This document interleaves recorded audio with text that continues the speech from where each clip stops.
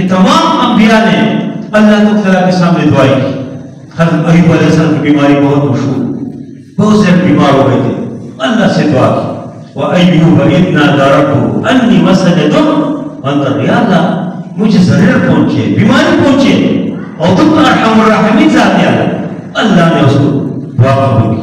حضرت یونس علیہ السلام مچھلی کے پیٹ میں پانی ہے، پانی کے اندر مچھلی ہے، مچھلی کے پیٹ میں ادھر دعا کی. وَظَنُّونَ سورۃ انبیاء کے اندر لازم وَظَنُّونَ إِذْ ذَهَبَ مُغَاضِبًا فَظَنَّ أَن لَّن نَّقْدِرَ عَلَيْهِ فَنَادَىٰ فِي الظُّلُمَاتِ أَن لَّا إِلَٰهَ إِلَّا أَنتَ سُبْحَانَكَ إِنِّي كُنتُ مِنَ الظَّالِمِينَ.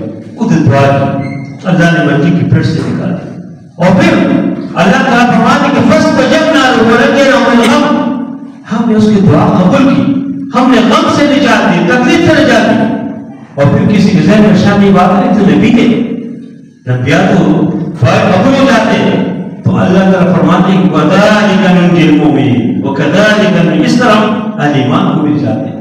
آج ہم دعاؤں کی ضرورت اس دور میں، کس نے کہا نا کہ دعاؤں کے ضرورت ہے، کیونکہ آج آپ دیکھو بہت پریشانی ہے، ہر طرف کی پریشانی، ہر گھر میں پریشانی، ہر آدمی رونا روتے ہیں بہت مہنگائی ہے جی، فلان کام ہے، فلان ہے، پریشانی. پھر عالمی سطح پر دیکھیں پوری امت مسلمہ کتنی پریشانی.